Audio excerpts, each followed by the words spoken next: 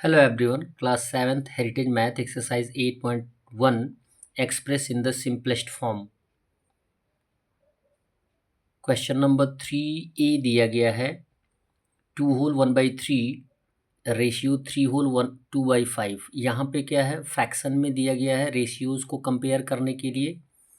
तो at first हम क्या करेंगे, मिक्स फ्रैक्शन को इम्प्रॉपर फ्रैक्शन में कन्वर्ट करेंगे. 3 2 जा 6 1 7/3 और 5 3 जा 15 + 2 17/5. ये हो गया हमारा रेशियोज फ्रैक्शन का रेशियोज फाइंड आउट करना है. तो आपको बताया गया कि जो भी रेशियो होते हैं उनको हम एज ए फ्रैक्शन लिख सकते हैं. अब यहाँ पे दोनों फ्रैक्शन ही हैं.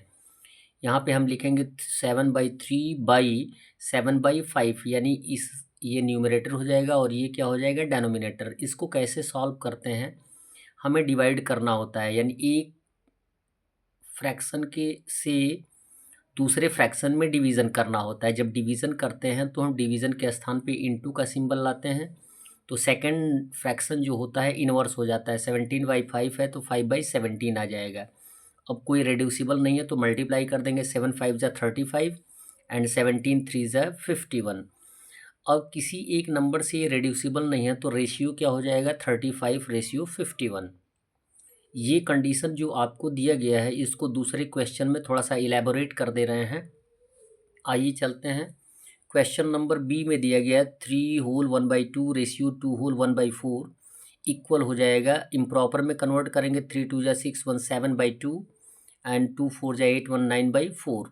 कैसे सॉल्व करते हैं, लिखने का तरीका तो ये, न्यूमरेटर एक को न्यूमरेटर और दूसरे को डेनोमिनेटर मान लेते हैं.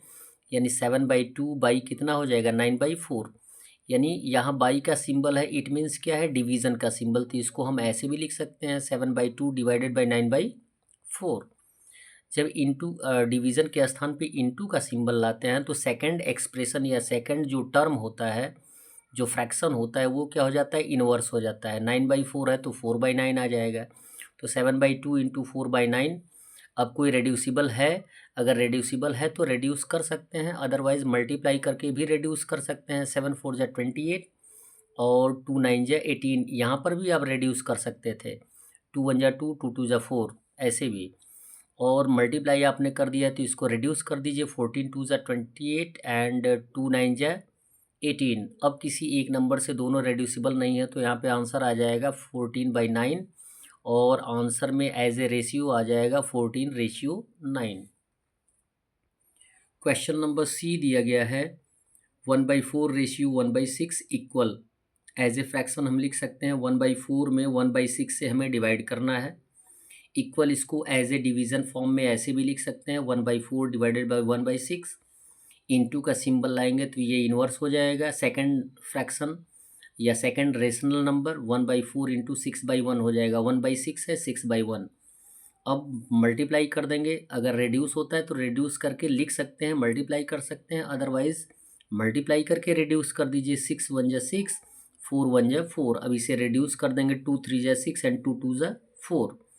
तो 3 और 2 किसी एक नंबर से रेड्यूस होगा नहीं तो 3/2 आ जाएगा. और सिंपलेस्ट फॉर्म में जो रेशियो होगा वो होगा 3:2. That's all.